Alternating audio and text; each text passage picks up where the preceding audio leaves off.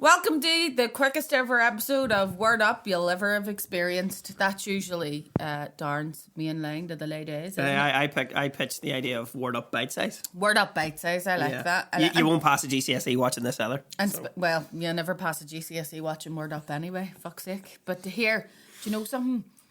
I have to make a public apology, given the bite size. That reminded me. To me? Never do you, darling. For fuck's sake. All right. You should be making some apologies. That actually, I need to talk about that. That was fucking cracker. But yes, I was chewing Skittles on an episode, and I will never again buy Skittles to bring in and eat. I don't know why I got them that day either. I think they were like meant to be for the child or something, and I just thought I'll open them up and start munching. But I've been informed that people who listen on their headphones were extremely disturbed. And then my own mother, who obviously I should have expected this because my ma would always have smacked you for smacking. She went, see if I'd have got the howl of you when I was watching that episode. And it wasn't even just from the sound. She actually pointed out to me, she was like, you must have eaten about 30 of them.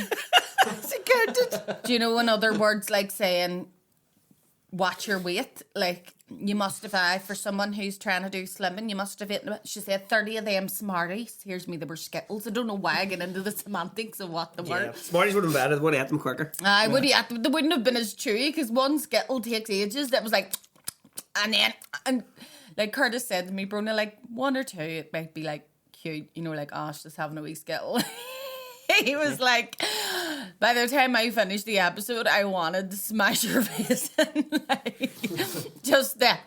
And then I was talking and, you know, doing this num num num, like not making my point. So yeah, you're like the reverse of an ASMR video. People are actually annoyed listening, as opposed to that's very calm. And it's just you going, I fuck would hear this word. What is it with people in ASMR? Like they really love all that. Oh shit. It's a wee bit exorcist talking, I think. I have like really good headphones. I must actually try it and see what the actual crack is with it. Yeah. I done a podcast before and a certain guest was on. It was you, Darren. It wasn't you. Name and shame. Was it I'll me? not say who it was. It's me now. He fucking edited it a bit. Really go, it wasn't you. But you know the way people have that sort of, like an affirmation sort of like thing in conversation. Like, and some people have an annoying one. So it's like, yeah. No, somebody says yeah way too much during a conversation. Yeah. I've tried to take that out because I've noticed that like whenever people are talking, I go, yeah, you know, whenever I'm listening to the conversation, like just let them fucking talk. I know. I had a manager in work before, and she was just yeah. Breathing in, talking. The N-word. Yeah. N-word. And like, even see if it wasn't even a conversation, see if it was like an event and there was somebody fucking speaking, go up at a podium. Yeah. She'd still be going, I'm noticing me. I'm going, but anyway, like Jeremiah was a bullfrog. Yeah, pretty much. Don't talk to you, quit. There was somebody guesting on one of the podcasts I've done before, and I had the headphones on, sitting in the corner, and see her one, it was like a really slow with like loads of breath, and she's right up the mic, and she's like, yeah. It was me, wasn't it? It wasn't you. He just editing white noise. Yeah. I was like, I know, like, and if it wasn't it was. And I was going like, fucking hell, anybody that's not watching this episode is going to think he's here writing. You have those wee pop filters and all, but they can't filter out those nasally. It can't filter out fucking sex. This is so wrong. I'm going to call out Curtis here. He said he got a sports massage before because he was like, he got a massage, and she was like, what one do you want? Do you want like gentle massage or do you want the athletic massage? And deep tissue. He was going to himself, like I'm athletic. I'll do the athletic massage. They hurt like a bastard. He said that he made a noise. In fact, he told me about this, and he told me that when he was telling me, he was like, this is the first time I've ever spoke of this and it happened 15 years ago. I've just been so embarrassed that like I haven't been able to tell anybody. By all means, out the husband. Yeah. Out him. He said that like whenever she was massaging him, he made the strangest noise he's ever made in his life. It was like she done something and he went.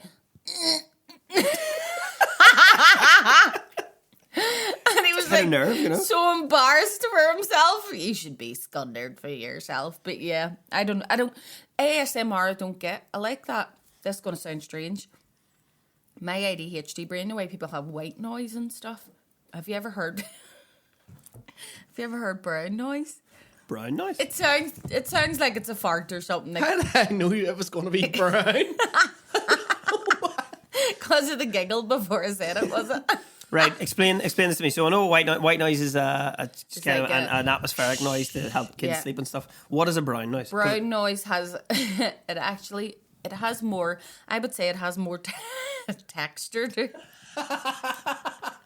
Sure it does. Brown noise sounds like the inside of like an airplane whenever you're flying. It's like, you know. That Okay, so it's white noise but more defined. Is that what you're saying? Yeah, it has more. It There's feels more like variations in the noise. Yes, there is more variations in the noise. So it feels like the inside of your head is getting a massage. You know, whenever you're listening to it.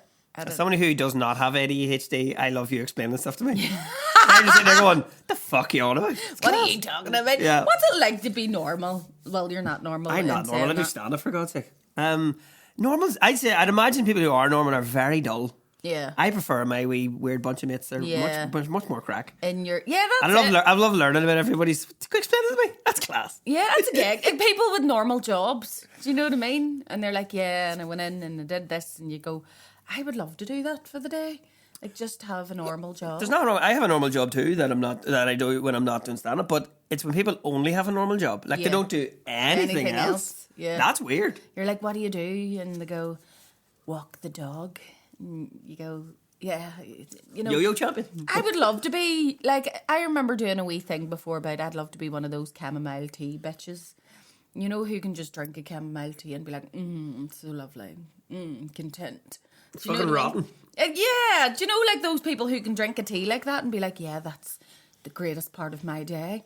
That chamomile tea in the morning. I'm like, I have to have 50 shots of caffeine just to have the motivation to breathe. Like, green tea is good for your digestion. I'm like, good. It's good for something because it doesn't fucking taste good. So yeah, a friend of mine actually went on green tea. God rest her, Sarah. She didn't die from it, but like. She God rest her common sense. God rest her common sense. Yeah, she is dead now, but she wasn't dead at the time. She was talking to me on the phone. She was like, "Yeah, I've been trying to come off the caffeine, so I'm not drinking as much caffeine now." And I was like, "Brilliant! What are you doing instead?" And she went, "I've been drinking green tea. I've been drinking like 10 green teas." And I was like, "You do realize that green tea is really, really high in caffeine?" And she was like, "That's why I feel this way." You know, she's never fucking realized. Thought she'd find like some sort of natural replacement. Yeah. I'm fine. Yeah, like, I'm doing great. This green tea is so good for me. My ma drank it before though and shat her brains out. Like, oh yeah? Had to come home from work. She was like, this is not There is something to be said. tea for me. Whenever you actually, here's one of the problems. Whenever you do start trying to look after yourself, your body panics. You know, when you've been eating takeaways and just not looking after yourself. Whenever you're like, right, we'll go a bit of clean eating less, drinking a lot more water. Your body's panicking. It's like, are we dying? What's wrong? What's happening? What is this? Is this a vitamin? Yeah. We're drinking 4 litres of water a day. Are we in a desert? I don't know what to do with this clear liquid. Yeah. That was like... That wasn't even fizzy. In that week after Christmas, I woke up with like a sty on my eye, and I think it was just my body's way of going, eat a fucking vegetable. Yeah. Do you know what I mean? Like, cheese and meat. Please feed me something nutritious. Yeah. Like, I love onions. And me and Aoife actually looked up, because I was like, what vegetable do you eat the most of? And she was like, I don't know, eat a lot of onions. And I was like, yeah, so do I love an onion. Let's look up what is good for you, like nutritious in the onion, just so that we can say, I get a lot of that. And it transpires that there is fuck all nutritious about onions. Just use the bulk up. There's like nothing nutritious about an onion, really. Just trying to put texture in some soup. At all. Yeah, that's it. I've been counting an onion as one of my 5 a day for fucking years. Yeah. There's like nothing nutritious about them. If you correct me, I'd be so happy if you could correct me if I'm wrong. But we looked it up and I was like, okay, so nothing then. The one vegetable that we do eat isn't nutritious. Do you know what I mean? Like, you definitely do change as you get older, though. Like, I enjoy some vegetables now. I always enjoyed vegetables. Is that because you're a culture? Country people enjoy. Do you know why? Because some of us had to fucking grow it ourselves. Not me. The grandparents would have been like, we have a full garden out there. So, I remember going on holiday to Ballybunion. Even the saying Ballybunion just sounds like you got done in with that holiday. That's a made up place you tell the guards. That sounds like what an American would call like a fictional Irish town. Yeah, like Ballybunion. Yeah, like a bunion's something you get on your foot that's uncomfortable. So you would think town of Bunyan. It must have been because you had nothing to do, so you just walked everywhere. Fair enough. But I remember getting down there and I was absolutely terrified of the people that were rented this wee house off. It was a fucking wee house in the arsehole of nowhere. It was facing a farm.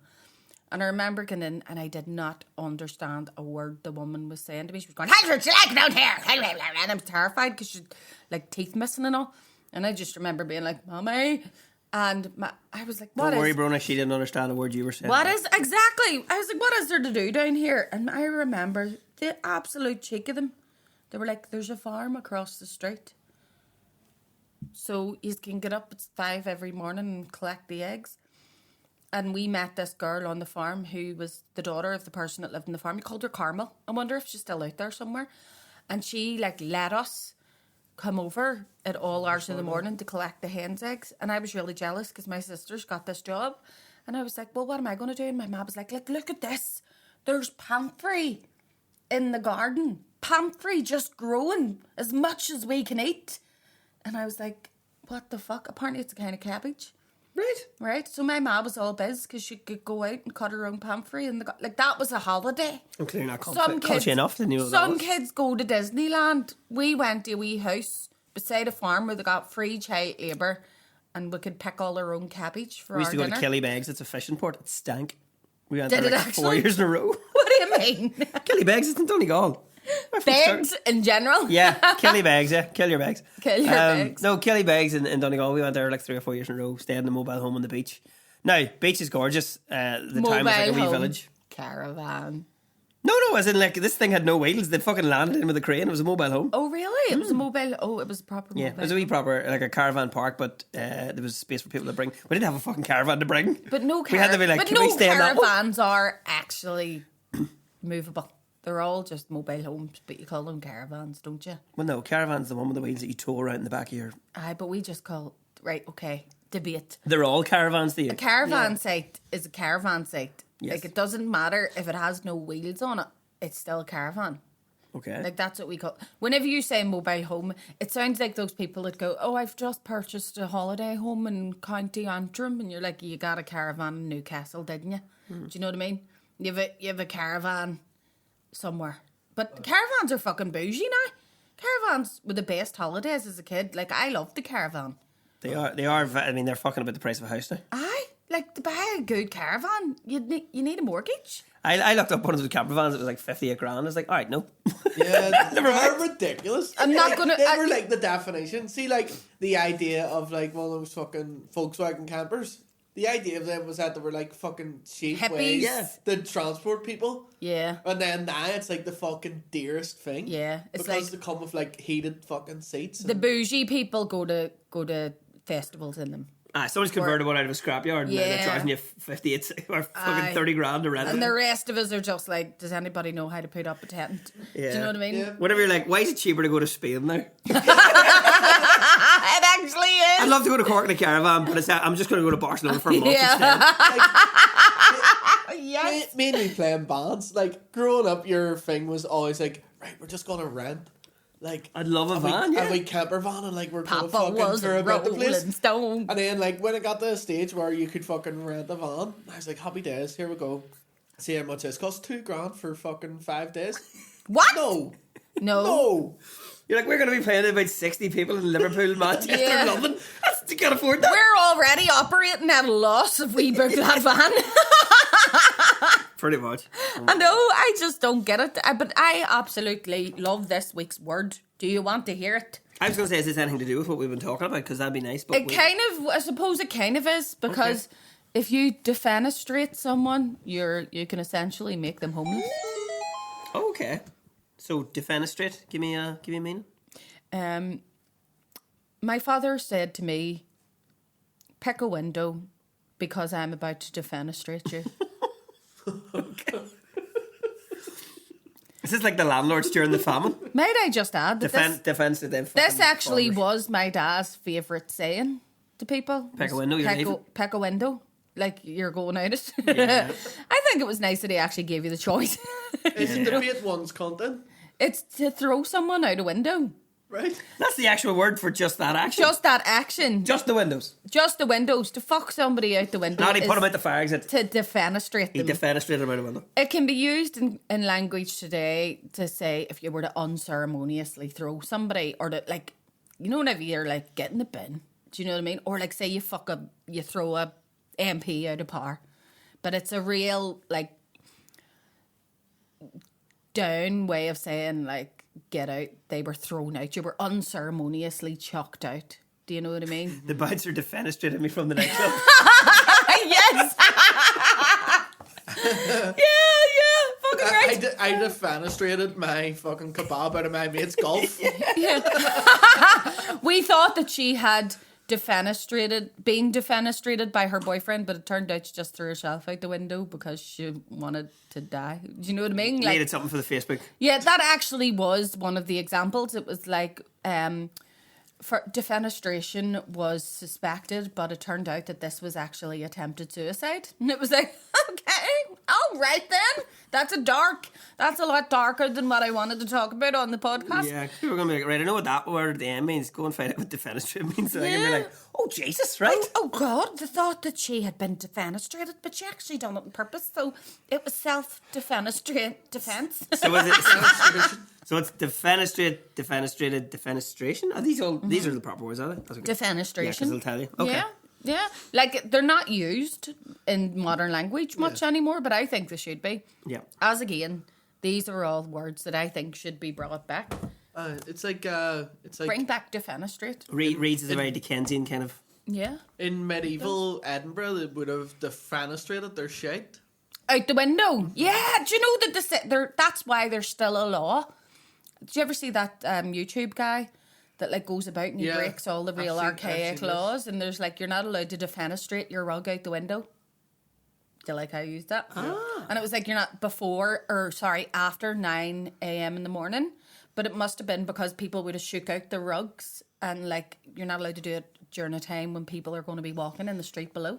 I did a tour of Edinburgh and I can't remember what the phrase was, but there was a phrase they would have to shout before they tipped their chamber pot. Nearly like a tally-ho kind of thing, but it was basically like, and I'm gonna find it, but it was basically like a here's look a out bucket of shite for you. Yeah, search it up. Research her there, but so they had a thing. That was the whole point, was because there's like 5 stories and everybody at the same bloody time of the day. It was just whacking it out. But so that was because it was open. It was open sewers and stuff. Though I'm sure the whole place was horrendous. Yeah. But this, when they didn't know that, then that caused disease and all that sort of stuff. So supposedly it was during the Napoleonic Wars, wasn't it? Whenever they thought they stopped to think, don't shit where you eat. Yeah, maybe wash your hands before you pull that bullet out of that man, doctor. Yeah. Yeah, maybe wash your hands. Yeah, absolutely. Yeah. Gardy Lou. Gardy Lou, that's it. Gardy Lou. I think it's a French term, is it? Gardy Lou. Yeah. Gardy Lou. As in regard, it was like watch. Yeah, or so look. watch for the Lou. So Gardy Lou. Yeah. Yeah. Oh my. It comes from the French phrase "garde à l'eau," attention to the water. Attention to the water. That's very nice. Not just water. Not just water. There's a few lumps in that water. Yeah. So Gardy Lou would. I remember saying that. So that would be if you were to defenestrate out your window, or no, because defenestrate actually means out the window. So would you just say defenestrate your waist? Yes. Because then you don't have to say a window. Defenestrate. It's within defenestrate your waist. Okay. Yeah, defenestrate. That sounds way harsher than winging shit out a window. I defenestrated the proceeds of last night's drinking session onto Darren Matthews' head. He paid me grandly for it. Yes. Have you ever defenestrated anything at all? Out a window. I defenestrated from this very room before and got caught. What? Yeah, like, so... You just look out the window? There's a wee window here, right? There's a wee ledge, and there's like a wee fucking, like, gutter. Right. Off the side of it. So, the first couple of months I was in here, I know somebody left, like, a half-drunken coffee. Something, Yes. and I was too lazy to walk to the fucking toilet and empty it down the toilet or empty it in the sink. I was like, right, I'm gonna try and empty this and make it fall down that wee gutter. Yeah. Did you shout Gardy Lou? I didn't shout Gardy Gardy Lou. Lou! And I was- That's where you got caught. That's why I got That's where you caught. fucking caught. And I, If you had a shout at Gardy Lou, everything would have been fine. I started emptying it out, and like all of a sudden, like after I started pouring it, it was like moving so slow along the ledge, and these two fellas walked out of like a unit below, and I was going, please don't fucking like go into that wee gutter, and it just like changed course. And started running, like you could see it dripping down the one there, going, "Is it fucking real?" And then the salt was coming from up here, and I went, "Hey!" Yeah. And I went, "Shit!" And I ran away from the window. Scatter! Yeah, they're going like, what's this? 4 windows in, upstairs, what's this? In there. And then you got defenestrated all on your own. Do you know, funnily enough, I was defenestrating a, do you know those wee humidifier things that you get for your house? The air Yeah, you filter. take a wee tank out and tip it. Yeah. It's like I had the cheap pound gland ones of those because the heat recovery system in my house wasn't working. So I put it's like a wee plastic thing. It has all that salt on top of it, and then it collects moisture from the air. So one day I'm in my room and I was like, this is the ultimate laziness, because I wanted to throw it in the bin, but I knew there was water in it. Now the bathroom was right next door, but that was too far, because to be fair, in my mind, by the time I've walked into the bathroom with it, I'll have forgotten what I went in there to do with it. So normally I'm just an act on impulse kind of person before you forget. So I opened my window and I was checking, making sure nobody was down there. There was nobody down there. And then I poked a wee hole in it and I emptied all the water out, right? And it was like lavender, salty water thing. And I just poured it out the front window, avoiding my window at all costs. Forgot all about it. Came downstairs, and it was actually the next day. Curtis had said, "What the fuck? I fucking cleaned those windows yesterday." I was like, "What?" And he went, "Look at..." So basically what had happened was the living room window, it had splattered all over the living room window. And not only that, whatever the shit that's in those particular things is, it's really hard to get off windows. So he was like, "I fucking spent all day yesterday cleaning those fucking windows. Now look at it." And he went out and he was trying to get it off and it couldn't come off. And see, by the time I realised what it was, at first it was convincing because it genuinely didn't click on that that's what it was. I was like, "What the fuck is that?" Yeah. And then he was like, I know. And I was going like, "What is that?" And you know, whenever you're halfway through talking to somebody and you realise, you're like, "It was me." Then I was like, "Nope, there's no time to confess now. I need to double down." I was like, "I don't fucking know who dag nabbit," but he always catches me whenever I try to lie. So he was like, "It was you, wasn't it?" I went, "I think it might have been me." It was that. He's looking at it going, "What the fuck's the seagulls eating right here?" Yeah, what is that? But you know, we also Awful salty dad. Yeah. die. Selling fucking gypsies. What is the crack with... Do you ever see the shit on some of them? One of them shat on my car door before and it actually took a layer of paint off the door. Yeah, I think they wait until I wash my car. I'd never get poop on, like, there's no bird ever shit in my car until the day you get it washed. And they know. That's it. They're like, "Oh, that one looks awful." Bottom day is below. My granddad's favourite joke was, what did the seagull say before he crashed into a cliff? Fuck! A man of simple taste. A man of simple taste. But you know, if you listen to them, it does sound like that's what they're saying. Yeah. Fuck! I defenestrated a Brandy Ball out of the top window of a coach before on a school trip and got in a terrible lot of trouble for it. Really? Like a real, oh fuck. Mr. Doris went apeshit. We were on our way home from Brandy Ball, right? Brandy Ball would kill a man if it hit some full speed and you just winging it at a coach going 60 miles an hour. Well, me and my mate Kathy were on the bus and always acting clowns as usual. And well, I don't even think it was my Brandy Ball. I think it actually was Kathy's and she didn't want it anymore. And I went, "Look, there's a wee window up there." stick it out there and it'll go and we'll watch it, you know. Watch it go through somebody's window. Yeah. What's the opposite of Defan? What if it comes in the window? Defenestrate. Yeah. Okay. So we put whoever it was anyway, put the brandy ball out the skylight of the coach, and all you heard was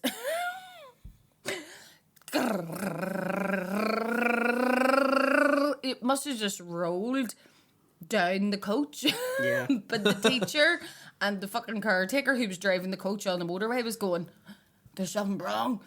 The engine's going. We need to pull over and check this. Like something's happening because they were panicking about this weird noise that the fucking rattling coach was making. And it turned out whenever they pulled over and they stopped and they looked, they were like, who's eating brandy balls? And nobody's eating brandy balls. Somebody threw a brandy ball, defenestrated a brandy ball from the top of the bus. Yeah. And we were like, what makes you think that, sir? And he was like, because the brandy ball ended up going all the way down the middle of the coach and then just sticking to the front of the window. You know, whenever he was driving it. They were trying to get it off and it They just... get the whole way down and stuck at the front. And just stuck to the front of the window, like touted on us completely. And fucking... Yeah, we got in really big trouble. Must have been going downhill because you put it out the window. Must have been going downhill, down Bronagh. But you know what was also interesting about that particular trip? Kathy had bought herself these onion rings from Bronagh. There was like a cafe there. I wanted one. And she was like, no, you're not getting one. And I went, go on, guys, one. She gave me one, right? And I ate it. And about 20 minutes after I ate it, I barfed. I was sick. And see, because I kept getting this image of her sitting there in the back of the coach going, this is the way she does. Eating them all. She had food poisoning for about 3 days after that. Oh, yeah? And if she had just shared the wealth, she might have been sick. So there you go. They were just in the shop for 4 years before anybody bought them. Yeah. Probably.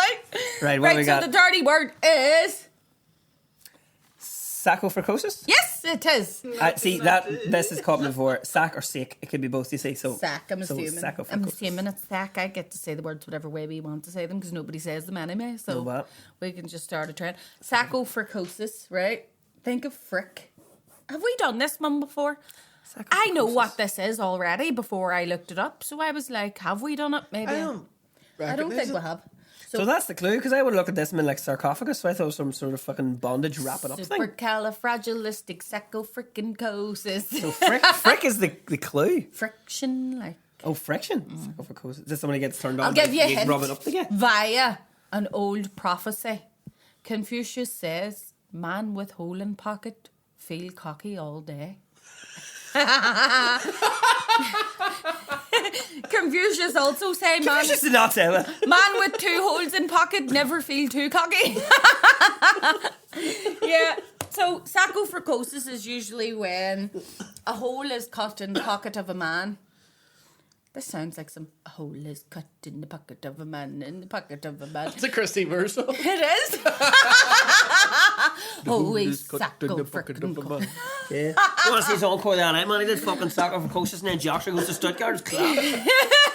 So sacofricosis is cutting a hole in your pocket. Skiddly-eyed, deedle-doyle, skiddly-eyed myself in front of everybody and they couldn't even tell. And that's what sacofricosis says. It's to be able to cut a hole in your pocket to masturbate so that nobody else can tell. Oh, pocket billiards.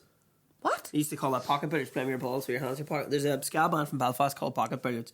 Playing with yourself in your Pocket pocket. bullets? Billiards. Billiards. Pocket billiards. And there's Pocket billiards. Did you say a ska man? There's a ska band in Belfast called Pocket Billiards. But that's the same idea when he's Pocket playing with your billiards? bollocks in your pocket. Yeah, well this is like So playing. that's the same. But that's it. But you've cut a hole. That's effort. Yeah, that is effort. it. Sacofricosis refers to the practice a few men have of cutting a hole in the bottom of their front pant pocket and then sticking their hand through to masturbate. This allows men to be able to masturbate in public places with less risk of detection. Is this just ninjas doing this?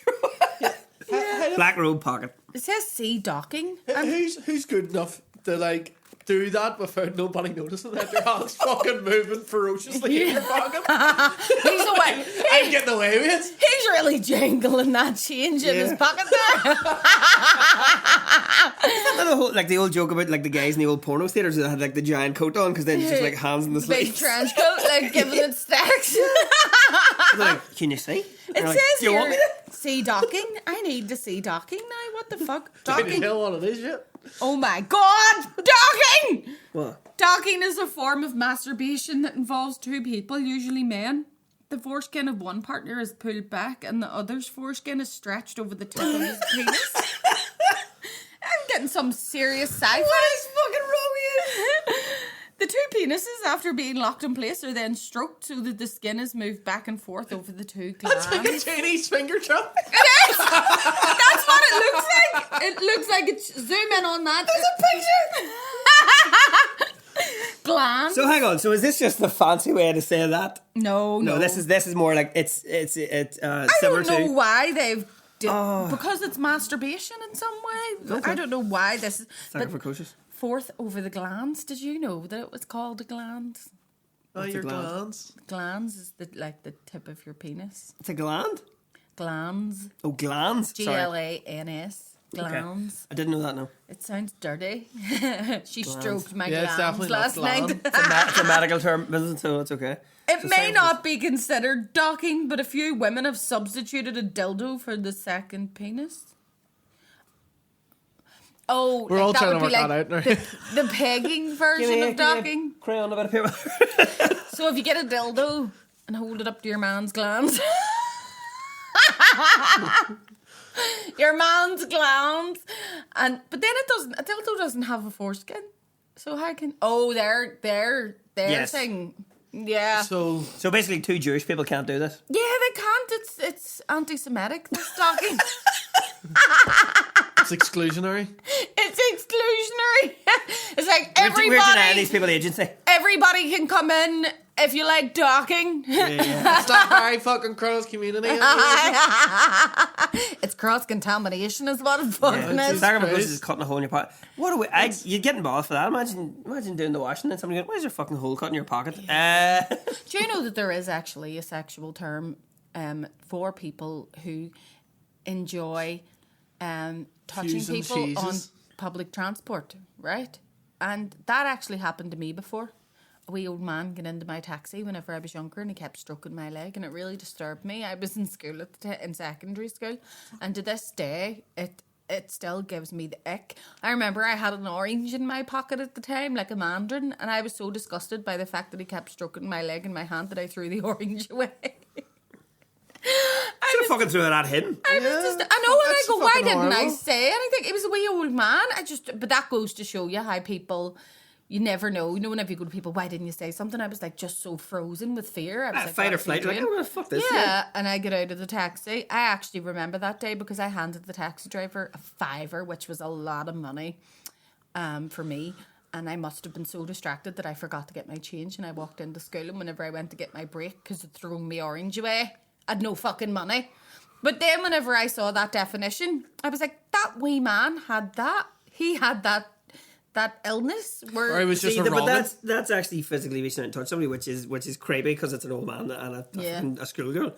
But that idea is, I thought you meant more like somebody just like rubbing up against you on like the subway and like the tube in London, being like, oh, that's a nice shoulder. You'd have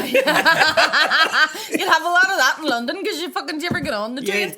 People literally run to get on the train, squeeze their way into the train like this, and then they'll still be like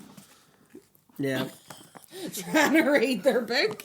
You're going, fuck's sake, mate, I can barely unclick my jaw here. No, nobody talks to each other on the tram as well. So if you just turn around and it's like somebody had that practice and you'd all be stuffing the thing, you're like, what are you doing the day? And you're like, I'm coming right now. I don't know, just and I then can you feel the would be contents of your messenger bag. pick a window. You're getting defenestrated from this train. Absolutely. Here, Darren is opening for me in the Sunflower. He has kindly agreed to. That's comedy, nothing that's in this book. When she says yeah. opening, different thing. That sounds weird. Actually, opening for me I'm the opening act. like a sunflower. Yeah. Darren, on the tour, I actually made a mistake the other day. I was like, first stop, Antrim. No, it's not. I mean, you booked it. How would you know? First up, I didn't.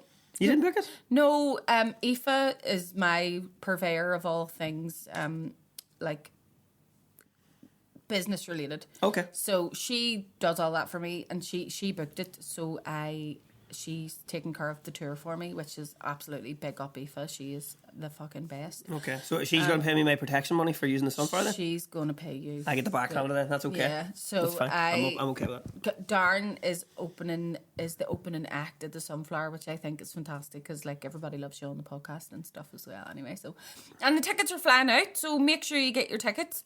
I'm really thank you to people who have bought tickets. I can't believe When's it. the sunflower gig? The Sunflower is, I want to say, April 12th. April.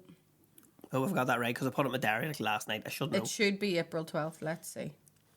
Wait a see. And if you want to see the sunflower before April, I have a beer tasting show on it. I have the regular Sunflower Comedy Club, and I have a gong show in March. The 12th of April. 12th of April. Told you. And I knew it. Never doubted myself. The April. The Sunflower's a brilliant space, isn't it? Yes. I love it. Like, I think it's great for comedy. Darren does the 10 Matthews.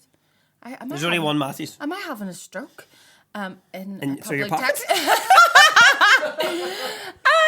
Put in hands where I can fucking see them. Darren does 10 comedians for a tenner on Sundays once a month in the Sunflower, and you should really go because it's fucking brilliant and it's bang for your 10 buck. for 10, yeah. And you get like really good comedians as well. You're not sitting there through all the shite, which is really good too. Yeah, that's why I do quite a short set. There's better comedians on. Shut up. But yeah, it's going to be great crack. We're in the Sunflower on the 12th of April and we're in Antrim on the 13th of April. That's top of the town. I couldn't believe it. I'm really touched at the many people that have bought tickets because I was like, I'm just going to show up. Nobody's going to be there. Well, keep watching the podcast. Keep coming to the shows. This is why we do stuff like this. This is a big advert. And the people that have been in touch with me and stuff, and the wee Patreon people that have bought tickets, like, thank you. I'm very humbled. Very, very humbled. But here, did you ever hear anything else about that complaint that you got? I think I've told everybody about that because I laughed so hard. No further follow up, which is grand. I mean, I started talking about it as a bit, so yeah. We'll not get. I've done that in a while. I must get into that. No, nothing libelous. We don't name anybody, but it was very, very funny and very ridiculous. I actually thought he's made this up. This can't be a real complaint because it's too golden. Like it's absolutely too fucking perfect. No, and it turned out that it was a real complaint. Absolutely true. It was a complaint from, I'm assuming, a man who thought it was still 1936. So yeah. These things happen. Down with this sort of thing. Yeah, can't believe there was a Catholic working. I know, never mind a Catholic First Minister. What do you think about that? Jesus. Oh yeah, at least they're all back to work. That's good to see. They're all back to work, and hopefully they'll do something for us all. Let's see. For how long? This is the question. We're taking bets now. Who says that this is going to last longer than a month? I think, well, they're going to have to do the whole thing where obviously the rest of us sensible people will say, well, if you leave, can we not just run the country with the odd people? They go, oh, but they're not elected. I was like, the Deputy First Minister wasn't elected either. Yeah. And yet she's the second in charge of the whole fucking joint. What's going on here? Like, seriously, sort your lives out. Yes. But, so, why are you leaving me now? You have to go into your normal job. I have to go do my normal people job. You have to go do your normal people I job. know. Cost of living crisis, lads. I was a full-time comedian. The mortgage went up. The fucking gas tripled. So I'm back working. Cause he lives. Get us a job. Exactly. I can do that. I need to start making money.